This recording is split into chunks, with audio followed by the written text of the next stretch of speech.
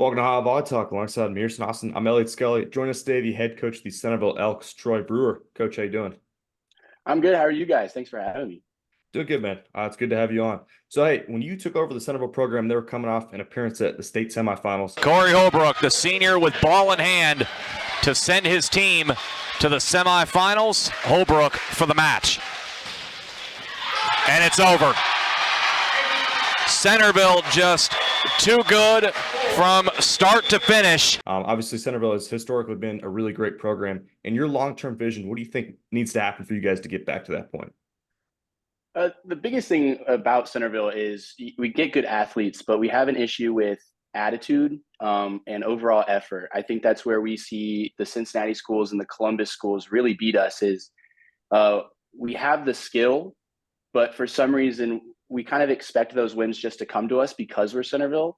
So this season's focusing a lot more on our attitudes and how we approach the games and kind of how we define success so that we don't get down on ourselves as much. So just going off that point, is that what you've seen a difference in your coaching style between second and first? Because I know when talking with a lot of coaches, first year is just kind of getting your bearings, and then second year is kind of driving the philosophy. What do you see from being in your second year?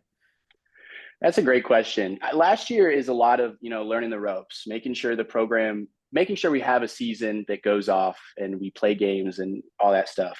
But this year definitely is a lot more focused on kind of making that difference that I want to make to the program. I kind of call my first year, and I kind of say every coach's first year is just kind of it's like a morph year where all of a sudden you're kind of getting the change from both or all like the past coach and yourself.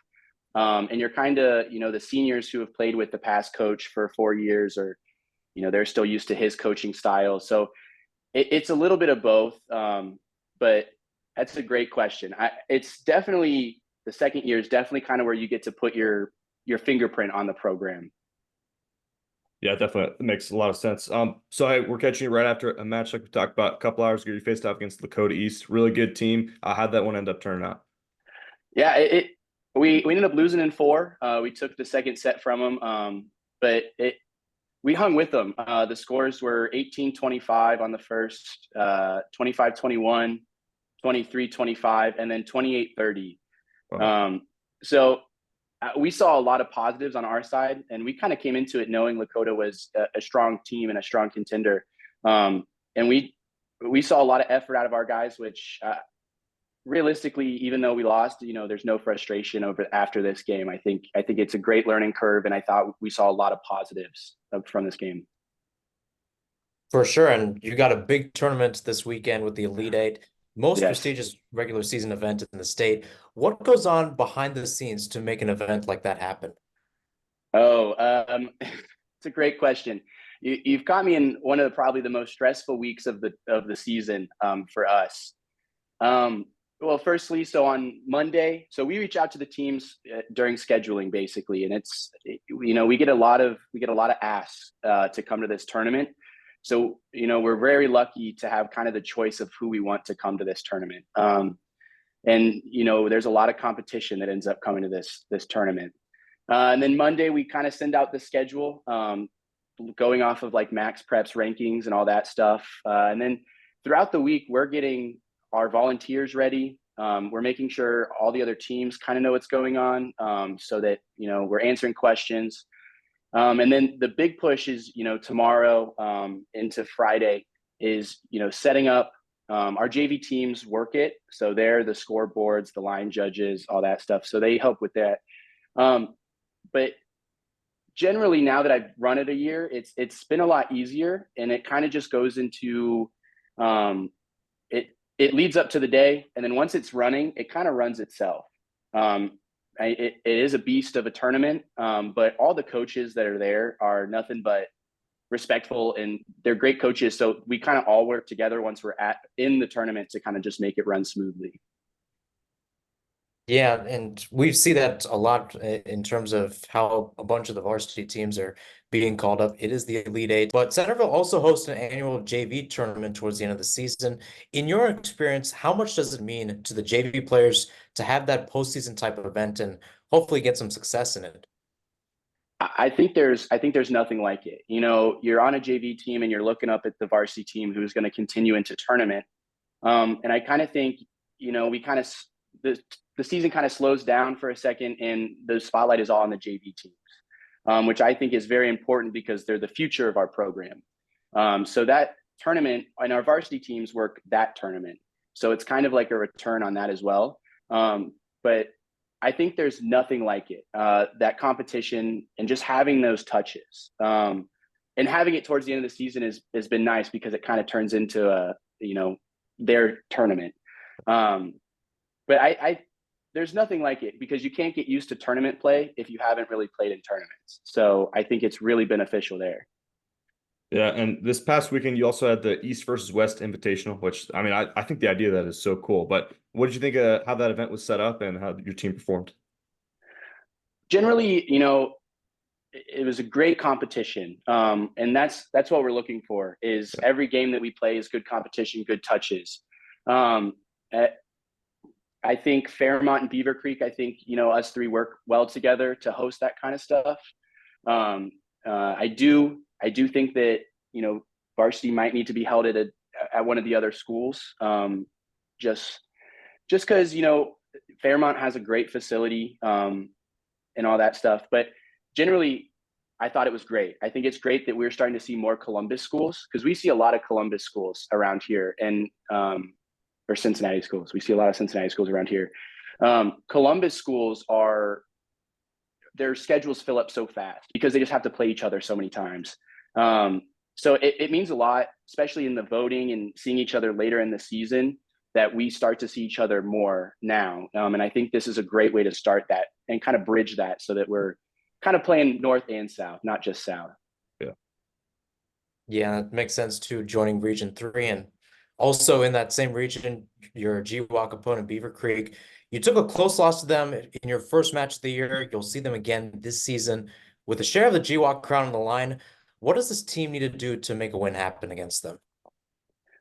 You know, I think the biggest thing is, and it's kind of been the word we say all the time when we're playing, is discipline.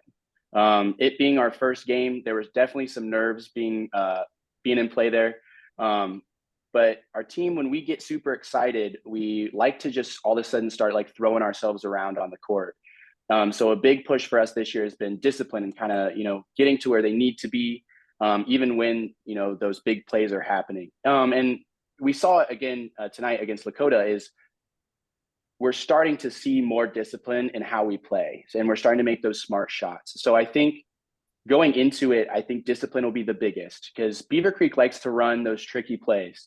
So our blockers staying with their hitters and just our passers being in the right position, I think is super important. So I think the biggest difference that'll come in during that game is who is the most disciplined team. And I think slowly but surely, I think we're going to give Beaver Creek a run for their money, which we're hoping for. Yeah, man.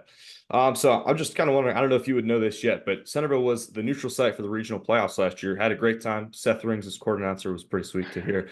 Do you have any idea, are you going to be the neutral site again this year? I have not heard anything. Okay. It would be nice if we were. I think we have great facilities. A lot of teams like coming to us, but us being in Region 3, it just, I don't know. It depends on, you know, if teams want to travel down here as much, but all we hear is we have great facilities. So I don't see why we wouldn't be up for it again. Yeah, absolutely. So we talked about the Elite Eight. Obviously, that's this weekend. You know, your matchup for the first one of the day is going to be St. X. What are you hoping to see from your team this weekend? Obviously, tough team there to start. Oh, yeah. The biggest thing for us is mental toughness. You know, coming in as that underdog, playing the top team, it's very important that they understand that we're kind of coming in at a disadvantage and just kind of playing their all and not giving up on anything. And not using the excuse, well, it's St. X, because I believe it's the week after we see St. X again in regular season. So it's kind of a good preview for us into what our regular season games will be. But it's definitely going to be that mental toughness on seeing what's actually important, what we can control, and what is a good play, because they're a good team. Yeah, man. Well, hey, we appreciate you coming on. Best of luck this weekend and the rest of your season. I appreciate it. Thank you, guys. All right, that was Troy Brewer from Centerville. Thanks to him for coming on. Obviously, a big weekend with the Elite Eight this weekend, but we'll get into all that as we get into this analysis portion. So first off, we had the GCL Friday, Moeller over LaSalle in 4, X over Elder in 3.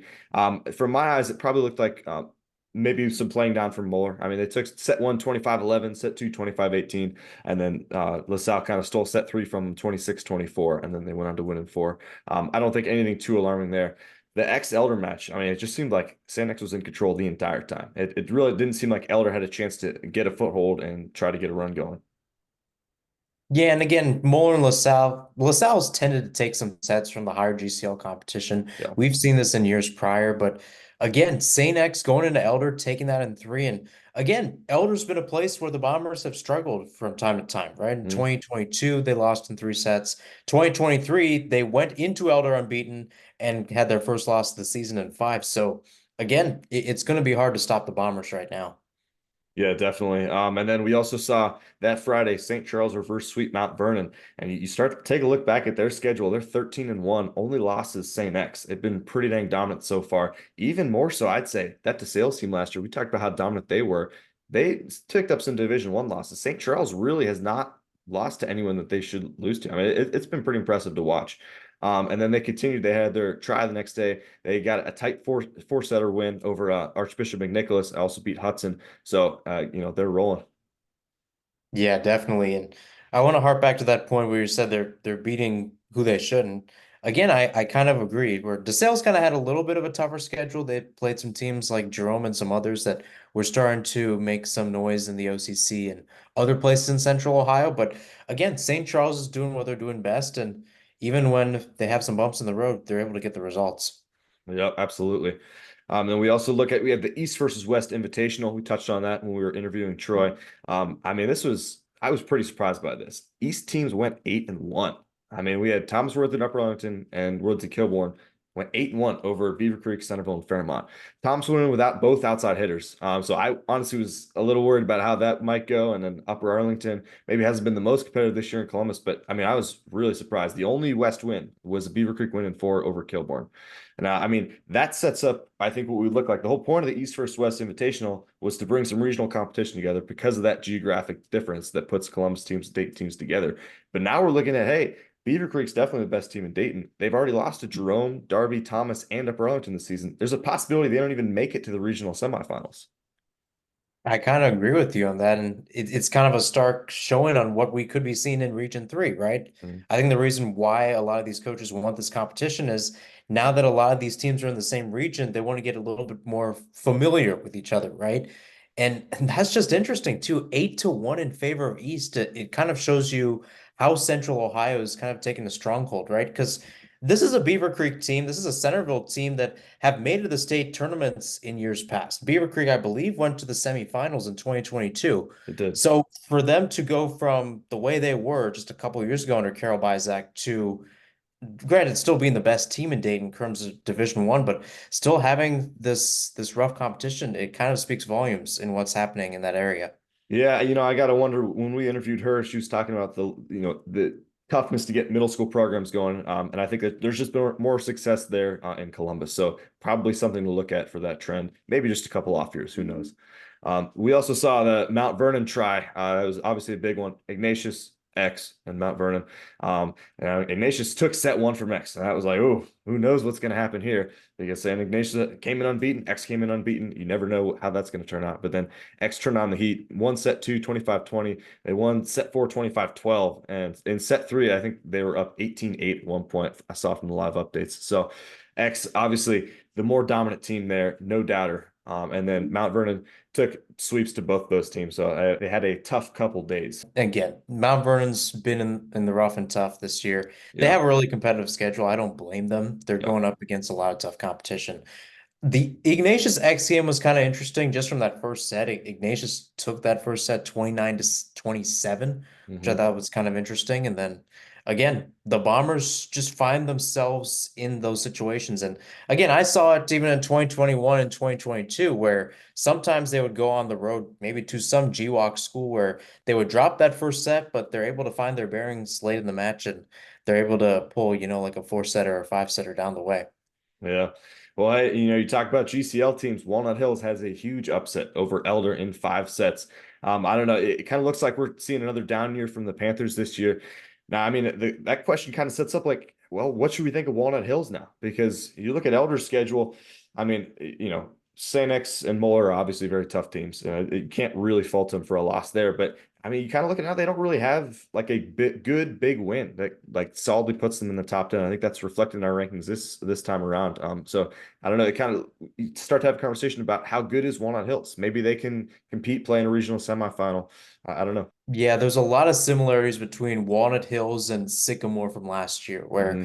they start off the year relatively decent. I believe Sycamore had a 5-set loss to McNick in their second game, which on paper back then looked pretty bad. Now, when we look back at it, it's relatively decent. Yep. Walnut Hills had a loss, I believe, to Baden in 5 to start off the season. Then they got a 5-set win against Roger Bacon earlier this year. And now you got a 5-set win against Elder, which is what Sycamore did, right? And Mm-hmm. I think there's a lot of parallels between what the Eagles are doing this year and what the Aves did last year. Yeah, I mean, it's cool to see though. I think that there's some public schools in the South that are still putting some pressure on the GCL teams. So then we get into some OCC Cardinal play. Thomas reverse sweep Darby. It was their first game with JT McGuire back, and I don't know. I really think that this is a pretty big deal because I mean they were a good team before, but I think they're a really good team with him back. He was blocking with one hand, and he broke his pinky on his left hand. Doctor told him 1 to 2 weeks couldn't block with the left hand, so he had to go up and do that.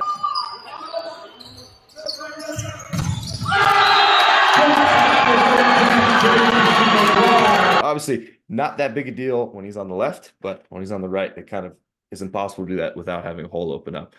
We do know Chris Jones, from what I've heard, is likely out for the season. So that's too bad for Darby. Obviously, they probably could have done some bigger things this year, but at this point, it's not when he comes back, it's probably just not going to happen. But with that loss that Darby took, it sets up a pretty big match with Berlin versus Darby. You'll recall that Berlin lost to Darby without their outside hitter Mitch Moore. That's the last day of league play. It'll be April 25th.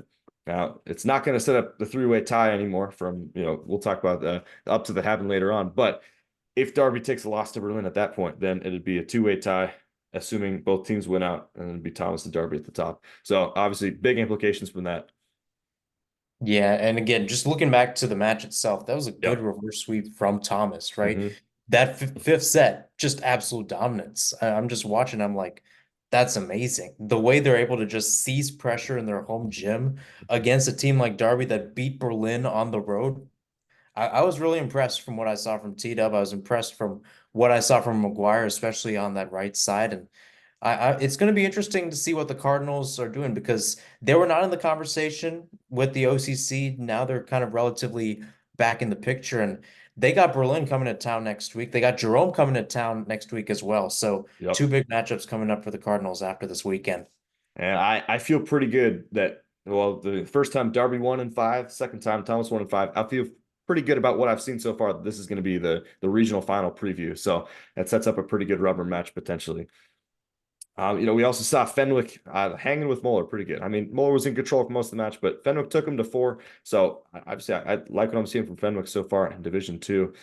We had St. Ignatius play the undefeated at the time, Stowe Monroe Falls. It was another situation where Stowe took the first set. I was like, oh, who knows what's going to happen? But Ignatius ended up coming back and winning it. But still, I mean, it's a pretty good match. And I think Stowe proved themselves a little bit there, playing against a great team like St. Ignatius. I think so too. And again, Stowe, to be honest, I at least put it on myself. We haven't given Stowe as much credit as they deserve in that region. I know Ignatius has been at the forefront, Brecksville has been at the forefront, but to put Stowe, a team that's relatively unbeaten and took a set off Ignatius, that's a pretty good sign that this team can at least be competitive, right? They were a 4 seed in Region 2 last year, had a tough first round matchup against Jackson, which they won at home, but afterwards just couldn't get the ball rolling after that. So again, look to see if Stowe can be competitive. Yeah, and I think it's tough because North teams, either by tradition or geography or whatever, they just tend to only play each other. And, so we see some teams like Ignatius, Brecksville, Hudson, like tend to branch out, but for the most part, like, it is all North teams. So still being undefeated, it's just tough to gauge how that looks. But we know how good Ignatius is. So the fact that they can hang with them that well is pretty impressive. So we talked about that OC Cardinal upset. Jerome, huge 5-set win over Berlin. I mean, this is craziness from what we've seen. Likely takes Berlin out of the running for league champion. I think worst case scenario. I don't know. I don't know if there's a worst case scenario, but either Darby wins out or it's Thomas and Darby shared. I don't see anything else happening. I don't see both those teams falling at 3-loss. We'll put it that way. I would actually, you may disagree with me here. I would peg this more as an uncharacteristic loss from Berlin, more so than a great win by Jerome, which it was a great win. But I don't know that is Jerome proving themselves. You take a look at Jerome's schedule. They lost to Kaufman. They went forward with Big Walnut. I mean, Ignatius came down. They beat him 25-6. And just what I've seen from the Celtics, I don't know. And you look at that second set against Berlin. Berlin won at 25-13. Like, they had the capability to dominate him. I guess for whatever reason, just couldn't finish. We will see how that plays out. Jerome obviously has a couple more OC matches to try to prove themselves. Yeah, and we'll see what the Celtics can do.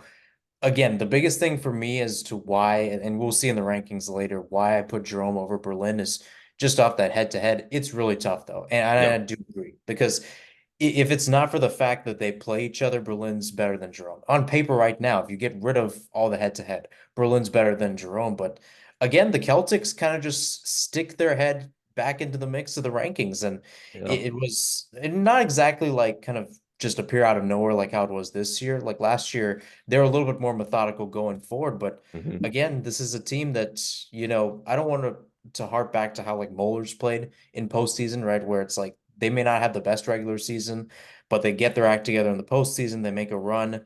We kind of saw that from the Celtics last year, but I'd be stoked to see what happens with the Celtics, because even if they don't get the OCC, even if they don't get the top seeds or one of the top seeds in Region 3, they could be an interesting team and pull wins like what we saw earlier this week again. Yeah, that's kind of their whole mantra, is that they don't care what anyone thinks. They're always underrated by their mark, and they make something happen in the postseason. So we'll see. It definitely will not be an easy win by any means in the regional tournament. So we'll get ahead to the matches we'll see this coming week. We've got another GCL Friday night right before the Elite Eight. A gut check match, Moeller St. X. Likely an Elite Eight semifinal preview. We'll get into that bracket later on. But shared GCL, I think, likely on the line. Should Moeller pull the upset, both teams will be 1-loss, 5-1. Should they win out, then that'll be a co-champion year. If not, X can probably put it out of reach and end up going 6-0. And then we got Elder playing LaSalle, which I'm not as concerned with. I'm more interested in how they do against Lakota East, which they'll play Monday night. Lakota East took Moeller to 4, and what we've seen Walnut Hills against Elder, probably comparable teams, I would think.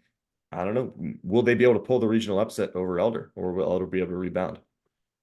Yeah, I think you have a good point on that, because again, we've seen Elder falter to Walnut Hills. We saw it earlier this week. We saw it in the playoffs last year too, right? Walnut Hills beat Elder at the pit in 4. So again, maybe the Panthers are starting to get their stumbling blocks a little bit. And again, I want to see what Lakota East can do, right? And I'm trying to find a Sycamore comparison. Maybe it's Walnut Hills. Lakota East, is in the same conference as Sycamore, so there might be your like for like comparison.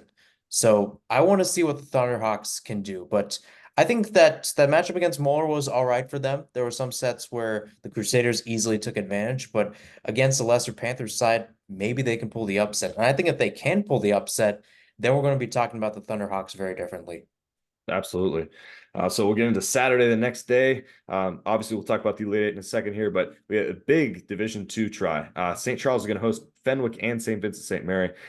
The Cardinals, I think they have a shot to cement their #1 spot, or we can see a shift in the rankings. Fenwick's also going to go down and play McNick. So if they can pull upsets over St. Charles and McNick, that no reason why they shouldn't be #1 in the state in Division II. And I think they're going in with a lot of momentum going forward. They beat Carroll today pretty handily in 3. The final set, they won 25-8. So again, this Falcons side is trying to get that #1 spot back, right? They've always had a very consistent team going forward. They've always had a team that's trying to be one of the best in its region. And that's the same that we're seeing this year. Again, St. Charles is going to be tough. And we talked about what the ramifications for this try was last year when DeSales played host. And that was the weekend where Andy Fels saw his team and say, hey, we can go win it all. And again, Fenwick, I think, has a little double entendre. You got St. Charles, you got STVM, you got McNick, right now the leaders in 3 of the 4 regions in Division Two. So big weekend and a big Monday for the Falcons. Yeah, you also look at it from St. Charles' perspective. If they take a loss to either McNick or Fenwick in the tournament, it's going to be at the state tournament. Fenwick and McNick have to get through each other to get to the state tournament. So we saw Fenwick, the 1 seed last year, wasn't able to get it done. McNick kind of surprised everyone and got in there. So it'll be real interesting to see how that plays out. We've also got Pick North hosting a quad. They have still not dropped a set. They're 11-0, so really big test for them. Beaver Creek, Mount Vernon, and Berlin coming to play them. The first real competition of the season for Pick North. We talked about maybe New Albany kind of starting to get on the cusp of competitive, but really this is their big test. They feel they're a top team in the state. This is their chance to prove it, I think. And also pretty big regional preview because, obviously Liberty is the top dog. I would anticipate Mount Vernon, Berlin, and Pick North all going on the other side of the bracket.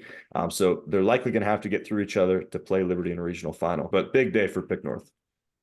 Absolutely. And again, Pick North getting into that type of competition. You're playing a team like Berlin, who you lost to in last year's playoffs, and Berlin lost to Mount Vernon in the semifinals right after. So there's a lot going for this Pick North squad. I expect them to be relatively towards the top of Region 1, probably getting the second seed like how they did last year. And this is the type of momentum, right? When you look at it as a coaching perspective, right? And we were kind of a little bit questionable about this last year where we said, why would Pick North get the second seed over a team like Mount Vernon, over a team like Berlin? But now you're basically showing, hey, this is not just a formality that we're getting the second seed because we get the region or we beat our fellow opponents.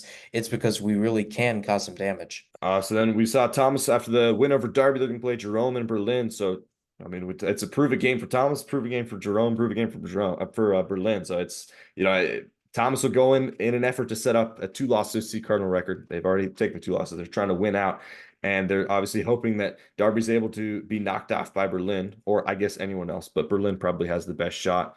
And then we're also going to have Derby play Jerome Thursday night. So hey, if this Celtic team's legit, Derby beat them pretty good the last time. So that'd be really big if Jerome could knock off Derby there. And then we have McNick also taking on Roger Bacon at home. And then finally, to wrap up the week, shot at the GWalk title. We talked about that with Troy. Beaver Creek, Centerville battling it out. Beaver Creek wins, likely the sole champions. Centerville has a chance to get a share of the GWalk. So we'll look at my Elite Eight predictions first, and then we'll take a look at yours. Our first rounds are actually very similar. So just from the seeding, we know from Troy that was based on the Max Prep rankings at the time. So it's obviously not up to date right now. I think it gets it pretty much right. I mean, maybe we could argue Elder behind Hilliard Derby, but I don't know. I don't know how much that really matters. The main thing is St. X Moeller. I mean, that's the fact that has the potential to be a semifinal matchup. I think speaks a lot to the parity that's kind of shown up in the past couple of years in Ohio. I mean, that would be pretty much unheard of for the 1 seed to play a GCL team in the semifinals. But now, I mean, that's a reality. And to think about how the fact that Moeller and St. X are playing on Friday, and we've seen this before with many different teams in the GCL where they're either catching them, they see them at the Centerville Elite Eight tournament. They either play them the day before, they're playing them like 6 days after. I know St. X has been the case with Elder a few times, but Yep. Again, you hit it right on the nail. The fact that this is a 4 seed versus 1 seed matchup going with the GCL, it's a GCL matchup in that regards.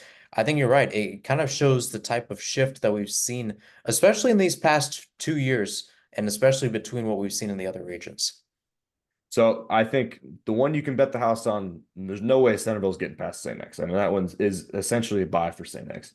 I think that Liberty can get over Elder. It might not be in 3. It might not be painless, but Liberty, I think, is pretty good chance they can get through Elder. St. Ignatius Derby, that's a good one, man. I mean, I think St. Ignatius will get through. I do. But Derby is a talented team. They can't be underestimated. And then Moeller Brecksville.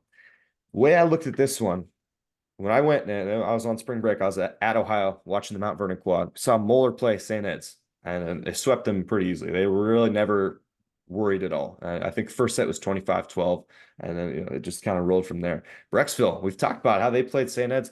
They just beat them in 4 recently. That first time was a sweep, but it was really close all the way around. I think based on that common opponent, I'm good enough to say I think that Moeller has the edge over Brecksville. And then obviously the big championship, I think that we've talked about all year, St. X and Liberty are probably the best 2 teams in the state. Chance for them to prove it that day, but Liberty, I think, with Austin Mallory back, will get it done. That St. X has only felt the pressure of a deciding set. That is like the best of 3. They're down 1. If Liberty wins again, they win the match. They only felt that against Liberty, and that was when Austin Mallory, the libero, was not there. So Liberty at a full strength, I think, can get it done over St. X. All right, so looking over at mine, again, like you said, St. X should beat Centerville pretty easily. For whatever reason, I think Brecksville might cause Moeller some problems. For whatever reason, I think this is a team that's shown that they've got a caliber to play against some of these top teams, right? We saw them in a quad with St. X, with Liberty. They took the win against Berlin in that too. Liberty, again, they've got more of a stronghold over Elder. And Ignatius Darby, that's going to be a close matchup overall. Don't be surprised the point differential in that is under 10, but I think the Wildcats get it done. And the biggest thing is, and you and I talked about this when the rankings and the bracket came out, was putting Ignatius above Liberty, right? Ignatius gets a 2 seed, Liberty gets a 3 seed, and it wasn't sitting right with me because in my opinion, Liberty is favored in that game. I continue to take them, beating them in 5. Again, Ignatius is a good team. They can play against other folks. We saw it against St. X last week. They can take on Liberty, top dog in Region 1 this week. It's just going to be a close game. It's going to be competitive, but I think the Patriots are back. And then, again, looking at some other ones, Brecksville should be good over Centerville. Darby over Elder is an interesting one, but I think it just harpens back to the fact that, we're starting to see a little bit of a split in the GCL where St. X and Moeller are starting to get more of an advantage. And I think just more exposure at teams and places outside of Region 4, outside of the GCL South, that they're starting to make a name for themselves statewide in that regards. And then looking at the placement matches to wrap up the day, X over Liberty, I think it will be a close matchup in general, but I think the Bombers, after meeting a team for the first time, they're able to get a little bit of bearings on that team in general and just really show out. This game, once again, it's back, or rather, it is at a neutral site, contrary to the first meeting that was at Liberty. But I think the Bombers get it done in 5. Ignatius over Moeller in 4. I think it just goes to the fact that the Wildcats are getting a little bit more power. I think Jack Reagan will have a good game there. Darby over Brecksville in 4. Again, overall, the first round should be relatively simple. The last 2, there's going to be a lot of close matches, and I think that's just a testament to how Ohio volleyball has gotten better over the past couple of years or so. Yeah, absolutely. And, to place one comment on that, obviously we have the different championship prediction, but I think Moeller at these kind of events, just historically from what we've seen, tend to slow down. And obviously they never won an Elite 8 championship, but they were back-to-back state champions. So they find a way to get it done in the postseason. But these big, long quads, Moeller just historically, they don't tend to do very well. So I think that St. Ignatius will just be fresher and more ready to go, and that'll give them the win over Moeller. So looking at our Division 1 rankings, not a huge amount has changed in the top 5. The main thing we saw with the upsets over Berlin and Derby, Pick North's going to move into that 6th spot. Thomas Worthington cracks the top 10. We've talked about Stillman, Roe Falls, and Walnut Hills. I think those are, probably Mount Vernon and Elder are right there too. Like those are the teams that are just right there at the edge of the top 10. Really just matter of preference when you look at schedule. What I'm really interested to hear about, 2 things. We kind of covered why Jerome you think should be at 9. I really want to hear about why do you have Darby over Thomas Worthington based on the head-to-head loss? I think it's not really just the head-to-head that really gets me, which in turn is actually a split, but the biggest thing for me as to why I put Darby over T-Dub is because of just how the OCC Cardinals worked and just the head-to-head that these 2 teams have had against each other, but also against Berlin and Jerome. So I kind of calculated it up. Darby is 3-1, T-Dub is 2-2, so that's why I decided to give the Panthers the edge. Yeah, I mean, I hear you, but I think you are forgetting that JT McGuire's back, and he's back for the rest of the season. And I think that just transforms them from like a pretty good team to a really good team in the state. Now, I don't know. This is the same Derby team that we'll see the rest of the year. Obviously, Chris Jones gone, but at this point, it doesn't really matter. That's their team. And this is the same Derby team that took a set off St. X, the same Derby team that was undefeated in the OCC Cardinal prior to that upset. So I don't know. We will see how that shakes out, but that is a hot take there from here. And then in Division Two, I always make my rankings before I look at your rankings. I want to avoid groupthink as much as possible, but I think we had the exact same thought this time, pretty much, except for the 6 and 7 spot. But that's been there for a while. Chaminade Julienne, I think, moves up from that 10 spot to the 8 spot. They had a good time against Carroll, and I think that based on what we've seen, they deserve that spot over Chillicothe and Waterson. And the only other thing I think is the Sales played St. Charles pretty good, pretty close there. And I wouldn't be surprised if they crack the top 10 at some point this season. Only thing keeping them out right now, in my eyes, is they have the head-to-head loss against Bishop Waterson. Yeah, I think so too. I think the reason why I put Chaminade Julienne at the place they did is I think they're just getting more consistent overall, right? Mm-hmm. I saw it earlier this week against Carroll. They lost today to Baden, but they lost in 4. They were able to take a set on the road, and they're really showing their caliber in that ways. I kind of think back to the regional quarterfinals from last year, right? Where I was kind of hopping all over the place in the Cincinnati-Dayton area, stopped by Roger Bacon, who was hosting Chaminade Julienne for that matchup. And the Spartans got the sweep in 3, but again, it just felt like the Eagles found some ways where they're able to disrupt the Spartans. They just couldn't keep it up for a whole match, right? In the 3rd set, I believe the Spartans ended out the match on, I believe it was a 19-0 run, something on the lines of that. It was just absolutely insane. That's a credit to the Spartans, but it's also a credit to how the Eagles, I think that was a young team as well last Mm-hmm. year, where they have a lot of guys returning to the varsity squad, and they're really starting to ruffle a little bit of feathers in that regards. All right, man, that'll wrap up this episode of Ohio VolleyTalk. I was prepping for that, and it just kept going, and it was like, man, there's a lot happened this week. I know we also have the Centerville Elite Eight coming up, so huge couple weeks here for Ohio volleyball. But as always, it's been great. I'm here. Any final thoughts?